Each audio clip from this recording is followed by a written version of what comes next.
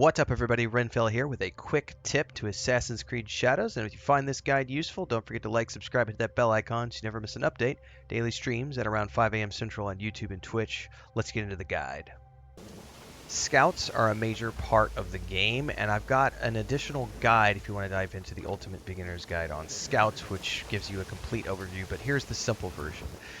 You can use Scouts to help you scout the map. You can also use Scouts to help you bring supplies back to your camp, and in between they will stash supplies here in this chest, which is the first place that you come to when you fast travel back to the hideout. So you should always check the chest when you come here to find things like that and supplies for like your wood and your hemp and everything else that we just saw drop there.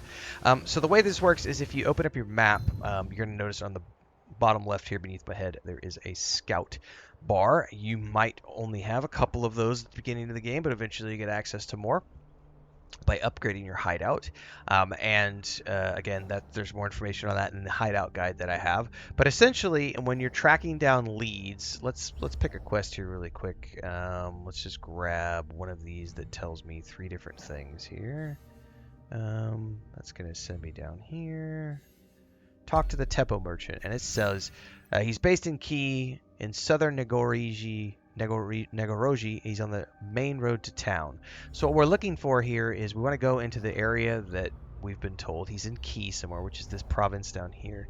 He's in southwest Negori. So we're looking for a place called Negoroji, which I'm not sure where Negoroji is. And it may be a place that I haven't uncovered yet, and I may need to explore a bit of the map to find that region.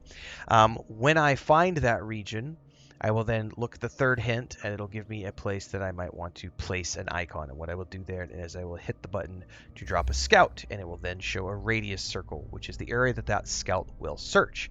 Notice that there is 1 scout currently deployed. I can add another scout, assuming I have enough scouts over here to deploy. I can add another scout, which increases the search radius. I can do a third to increase it even further, and then I can choose to dispatch. It'll search that area. If it found my target, I will get a blue icon. If it didn't, oh well, move on and look for another area. Scouts replenish at the end of every season, or when a new season begins.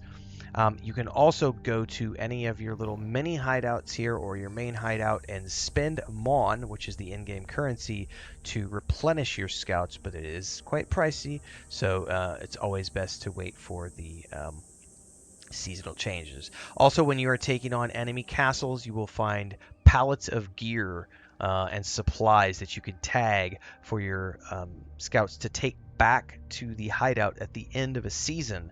Again, you can only tag a certain amount of supplies based on how many scouts you have.